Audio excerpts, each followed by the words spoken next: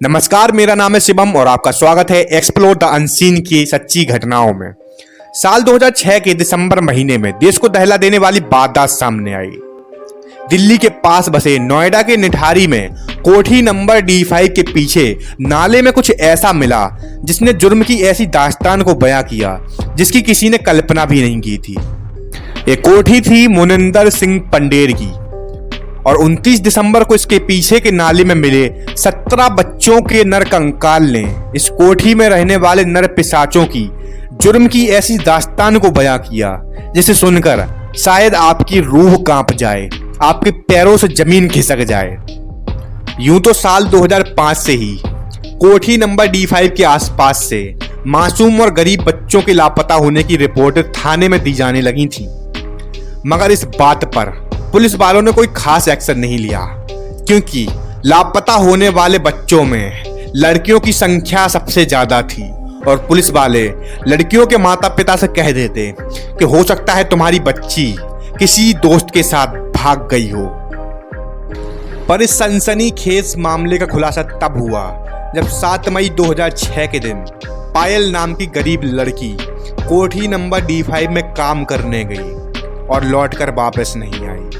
जब रात को लौटकर वापस नहीं आई तो पायल के पिता ने थाने में जाकर तहरीर दी, शिकायत करी कि मालिक मेरी बच्ची सुबह से वापस नहीं आई। तब पुलिस वालों ने इस बात की छानबीन करने के लिए कोठी नंबर D5 के मालिक मोनिंदर सिंह पंडेर के नाम पर FIR दर्ज कर ली। और जब पुलिस वालों की एक टीम कोठी नंबर D5 में जांच करने के लिए पहुंची तो उन्हें वहां से कुछ भी ऐसा बरामद नहीं हुआ जिससे साबित हो पाता कि पायल नाम की लड़की कोठी नंबर D5 से ही गायब हुई है। कोठी के अंदर तो कुछ भी ऐसा बरामद नहीं हुआ जिससे पता चल पाता कि पायल इसी कोठी से गायब हुई है, लेकिन कोठी के पीछे जांच करते करते एक पुलिस वाले ने कुछ ऐसा देखा जिसे देखकर उसे अजीब लगा।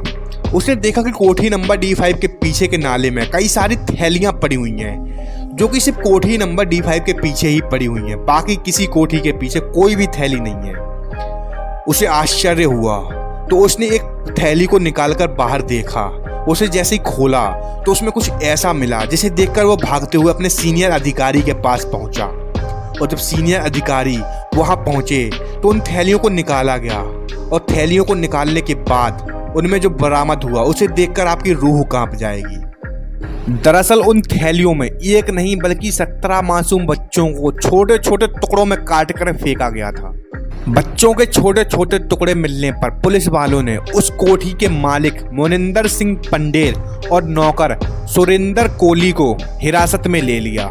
और उस कोठी के मालिक मोनिंदर सिंह पंडेर और नौकर सुरेंद्र कोली को जब 3rd डिग्री टॉर्चर दिया गया तो उसमें उन्होंने कुछ ऐसा कबूल किया जिसे सुनकर आपकी रूह फिर से कांप जाएगी।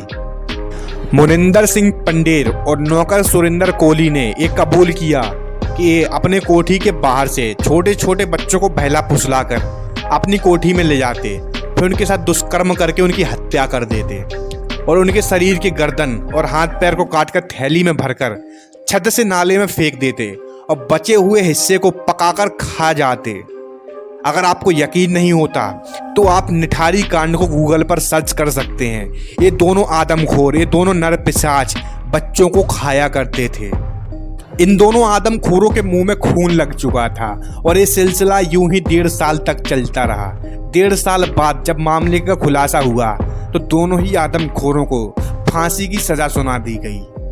तो आप इस बात से कल्पना कर सकते हैं अगर ये दोनों आदमखोर पकड़े न जाते तो ना जाने कितने मासूम बच्चों को अपनी भूख का शिकार बना लेते। तो दोस्तों, जाने से पहले आपसे निवेदन है हमारे चैनल को सब्सक्राइब जरूर कर लीजिए। आज की इस वीडियो में सिर्फ इतना ही। आप दीजिए इजाज़त। आपका बहुत बहुत धन्यवाद।